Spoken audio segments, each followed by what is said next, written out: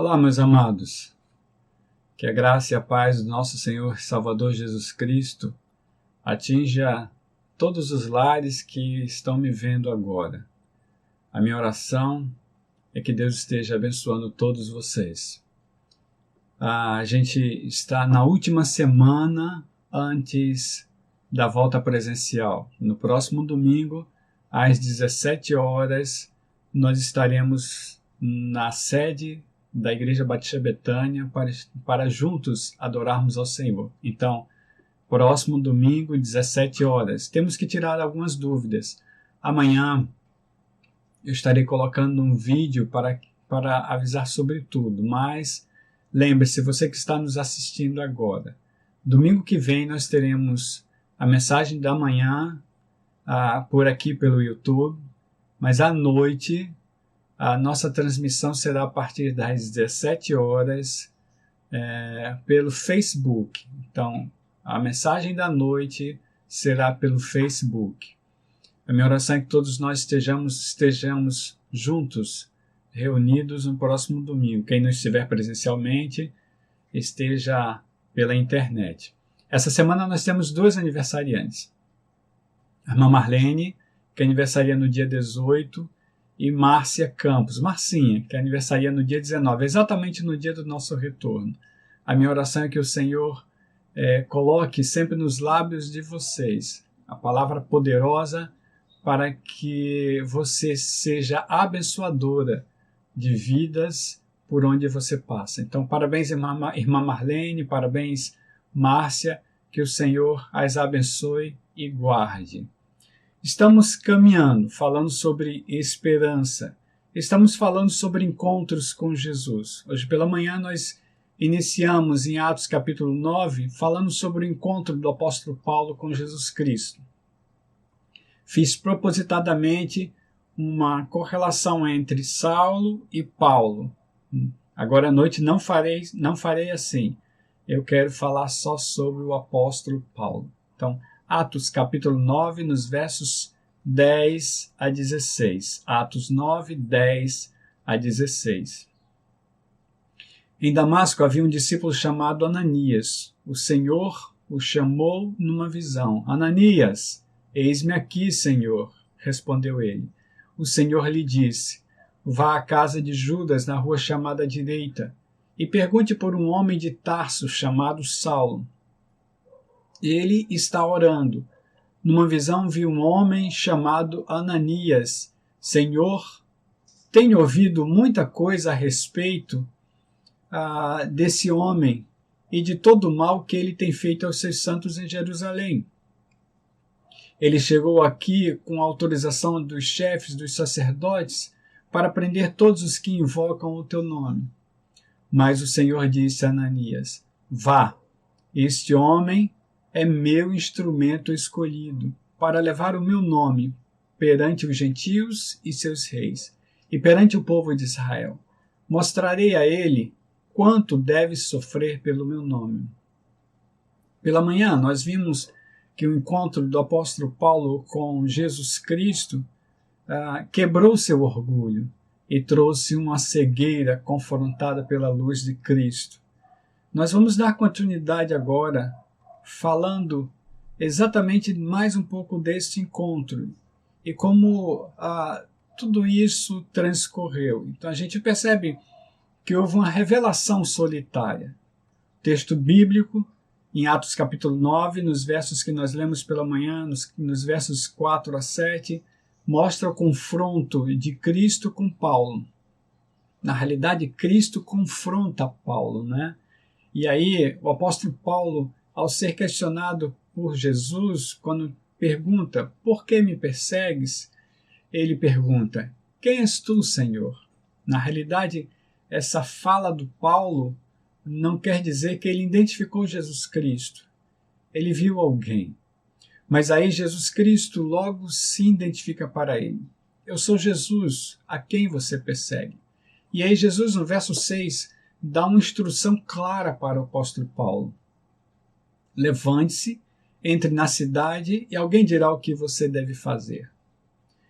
O texto bíblico continua relatando que que os homens que estavam com Paulo, né, pegaram ele e levaram até Damasco.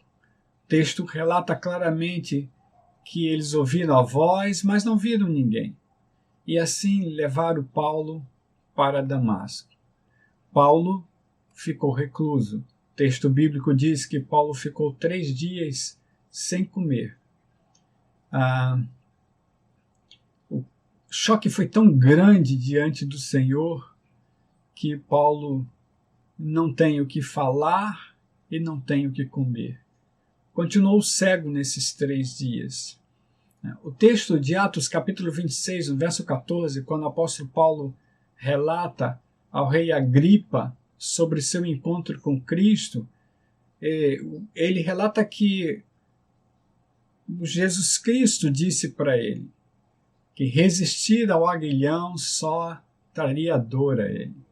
Saulo levanta e vai para Damasco. Nos versos 8 e 9, o texto bíblico destaca exatamente isso. Então, a gente percebe que houve um sonho duplo. Enquanto Saulo teve um sonho, isso está no verso 12, ele está orando, numa visão viu um homem chamado Ananias chegar e impor-lhe as mãos para que voltasse a ver. Da mesma forma, o Senhor dá um sonho a Ananias. Mas a gente está falando da reclusão, por enquanto, de Paulo. O verso 6, já lido, diz exatamente o que Paulo deve fazer. E aí eu fico tentando imaginar Paulo, perseguidor do Evangelho, aquele que prendia as pessoas que faziam parte do caminho, e de repente é confrontado. Líder religioso, seu papel forte diante do mundo judaico, ele simplesmente se vê recluso sob a autoridade de Jesus Cristo, esperando alguém chamado Ananias para curá-lo. A autoridade esperando autorização. Isso deve ter ferido muito o ego do Paulo.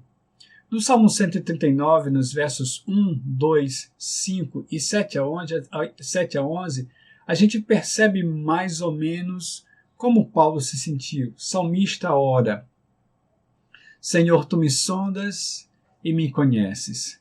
Sabes quando me assento e quando me levanto. De longe percebes os meus pensamentos. Tu me cercas por trás e pela frente e pões a tua mão sobre mim. Para onde poderia eu escapar do teu espírito, diz o salmista? Para onde poderia fugir da tua presença? Se eu subir aos céus, lá estás. Se eu fizer minha cama na sepultura, também lá estás. Se eu subir com as asas da alvorada e morar na extremidade do mar, mesmo ali a tua mão direita me guiará e me susterá. Mesmo que eu diga que as trevas me encobrirão e que a luz se tornará noite ao meu redor. Era assim que possivelmente Paulo se sentia. Só, mas ao mesmo tempo acompanhado.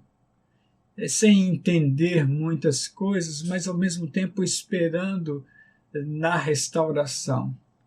Paulo entendia que estava na luz mesmo estando nas trevas. Eu imagino a mente dele naquele momento, os seus pensamentos, as suas lutas e como Paulo ansiava por ver alguém para curá-lo. No Salmo 68, nos versos 4 a 6, o salmista diz, Salmo 68, 4 a 6, cantem a Deus, louvem o seu nome, exaltem aquele que cavalga sobre as nuvens, seu nome é Senhor. Exultem diante dele, Pai para os órfãos e defensor das viúvas, é Deus em sua santa habitação. Deus dá um lar ao solitário, liberta os presos para a prosperidade, mas os rebeldes vivem em terra árida. Antes rebelde, agora precisando da defesa do Senhor. Solitário Paulo estava. guardado. Imagino as interrogações na mente de Paulo naquele momento. Recluso. Quantos de nós continuamos reclusos? Quantas interrogações? Mas Paulo era específico nesse momento. Então, a gente percebe que essa reclusão mostra a Paulo o que fazer. E a luz rompe em meio às trevas. A luz rompe em meio às trevas. Nos versos 3 e 4, quando então Saulo questiona o Senhor, recebe específico poder de Deus e ali fica cego. É a luz que o atinge. Mas a mesma luz que o atinge é a luz que de repente promove a sua libertação. Nos versos lidos inicialmente, no capítulo 9 de Atos, versos 10 a 16, o Senhor chama um servo seu, Ananias. Ele tem uma visão. O Senhor instrui Ananias a ir à casa de Judas, na rua direita. Lá estaria Saulo. Ele já tinha recebido também uma visão, entendendo claramente que Ananias o visitaria para curá-lo.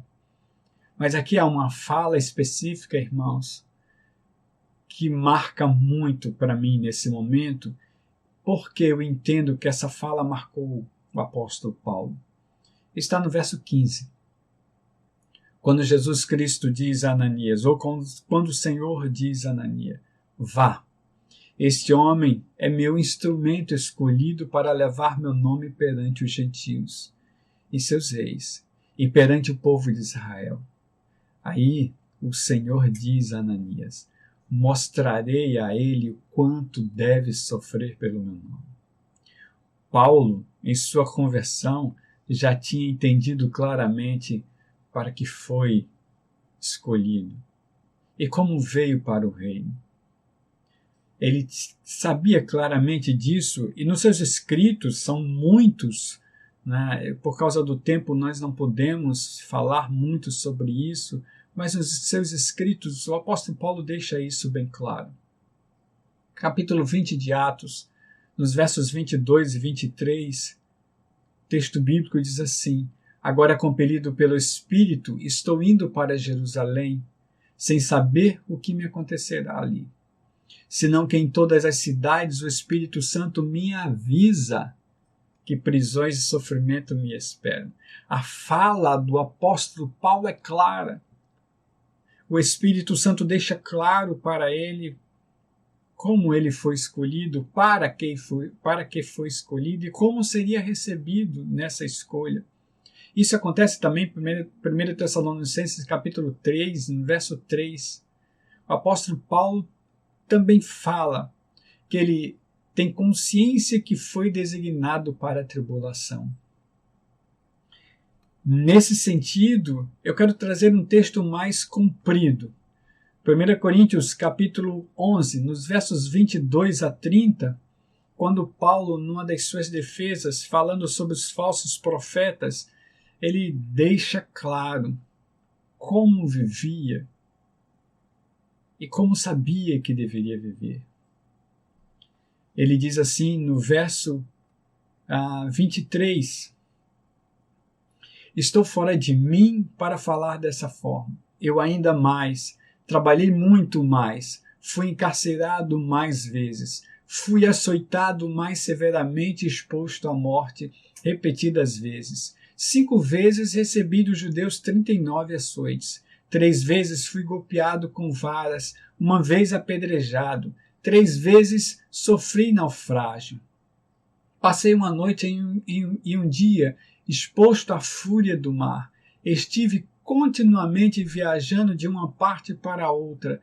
Enfrentei perigos nos rios, perigos de assaltantes, perigo dos meus compatriotas, perigos dos gentios, perigos na cidade, perigos no deserto, perigos no mar e perigos dos falsos irmãos.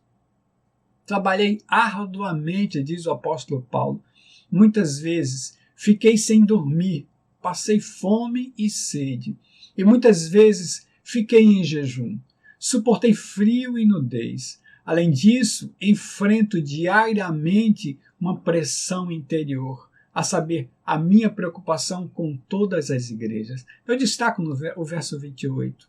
Enfrento diariamente uma pressão interior. Aqui talvez seja o pior sofrimento, irmãos, a saber, a preocupação com todas as igrejas. Quem está fraco, que eu não me sinta fraco. Quem se escandaliza, que eu não me queime por dentro. Essa é a fala de alguém que veio para Cristo entendendo a sua missão e sabendo exatamente como ele deveria vivê-la. 2 Coríntios capítulo 1, nos versos 3 a 5. O apóstolo Paulo destaca da mesma forma. Eu quero destacar o finalzinho do verso 5, quando ele diz assim: pois assim como os sofrimentos de Cristo transbordam sobre nós, também por meio de Cristo transborda a nossa consolação. O apóstolo Paulo, que sofreu recluso por causa do encontro com Cristo, é usado como luz em meio às trevas. Confrontado pela luz, se torna instrumento da luz. Romanos 8, nos versos 16 a 18, ele fala: o próprio Espírito testemunha ao nosso espírito que somos filhos de Deus. Se somos filhos, então somos herdeiros, herdeiros de Deus e co-herdeiros com Cristo. Se de fato participamos dos seus sofrimentos, para que também participemos da sua glória. Considero que os nossos sofrimentos atuais não podem ser comparados com a glória que em nós será revelada. Aqui ele chama a atenção para nós. Ele está falando aos romanos, mas ele fala profeticamente para a igreja do século XXI. Nós nascemos para sofrer em nome de Cristo.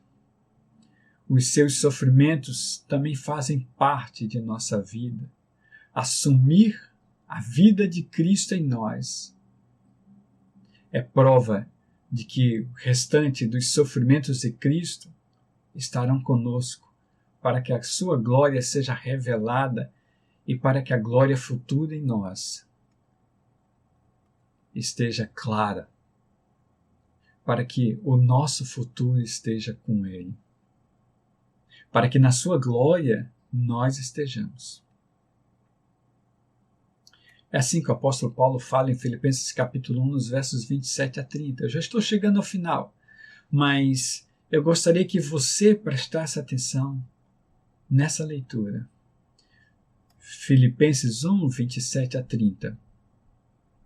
Ele diz assim: não importa o que aconteça, exerçam a sua cidadania de maneira digna do Evangelho de Cristo, para que assim quer eu vá e os veja, quer apenas ouça a seu respeito em minha ausência, fique eu sabendo que vocês permanecem firmes num só espírito, lutando unânimes pela fé evangélica, sem de forma alguma deixar-se intimidar por aqueles que se opõem a vocês. Esse é um recado para nós também.